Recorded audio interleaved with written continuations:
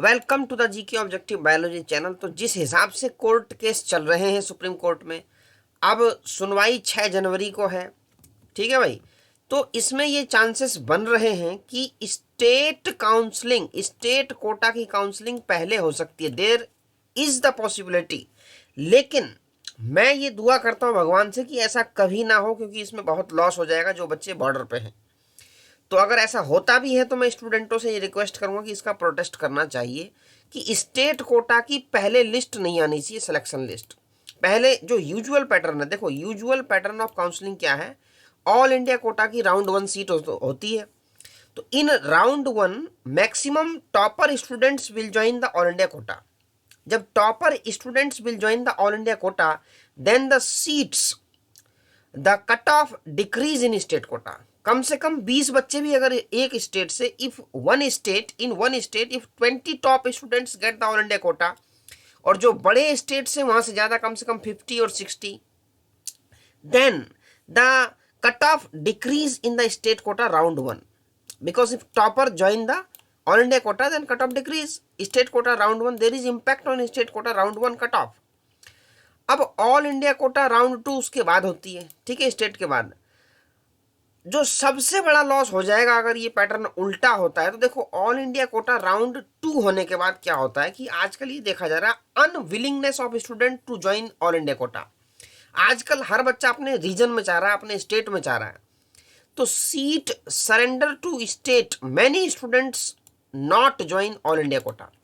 जब all India quota round 2 पहले होता है, उसके बाद सीट सरेंडर हो जाती है, और स्टेट की सेकेंड राउंड, ये मैं बता रहा हूँ यूजुअल पैटर्न, जो कि यूजुअल पैटर्न चलता है काउंसलिंग में, जो आज तक चला है ऐसा।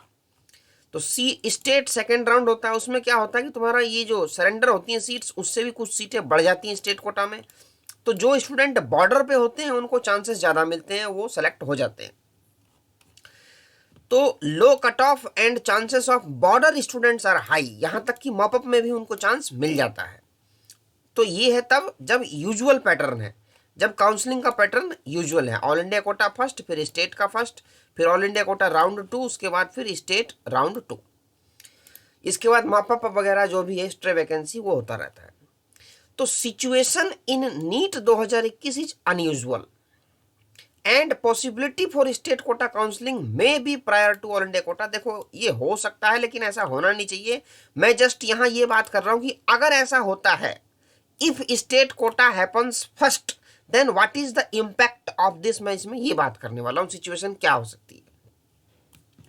If this happens in any state, then students at border must oppose it. तो जो बॉर्डर पे हैं वो इसका अपोज जरूर करें, क्योंकि अगर ऐसा होता है तो जो बच्चे बॉर्डर पे हैं उनके लिए दिक्कत हो जाएगी। क्योंकि अगर स्टेट की फर्स्ट होगी तो टॉपरों को तो मिल जाएगा, जो बच्चे बॉर्डर पे हैं उनके लिए दिक्कत हो जाएगी। क्योंकि जब ऑल इंडिया कोटा बाद में होगी तो जो हाई कट ऑफ स्टेट वाले बच्चे हैं वो उसमें घुसेंगे। This is the situation. और क्या हो सकता है मैं जस्ट वो बता रहा हूँ कि अगर ऐसा होता है, फिर ऑल इंडिया कोटा में जो हाई कट ऑफ, जैसे एग्जाम्पल के तौर पर दिल्ली और राजस्थान, अगर ये सिचुएशन हो गई तो दिल्ली और राजस्थान की तो मौज हो जाएगी। क्योंकि राजस्थान में तो 620 नंबर पे भी कंफ्यूजन रहती, कॉलेज मिलेगा नहीं मिलेगा, तो वो बच्चे, मैक्सिमम बच्चे ऑल इंडिया कोटा में चले जाएंगे।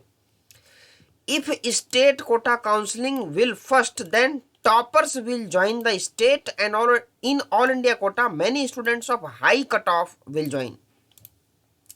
तो जो हाई कट ऑफ स्टेट्स हैं उसके बच्चे आ जाएंगे ऑल इंडिया कोटा में।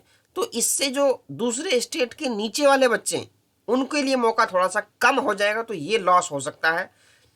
State quota first will be a loss for border students who are in hope to get at least by second round और मॉपअप ऑफ स्टेट काउंसलिंग।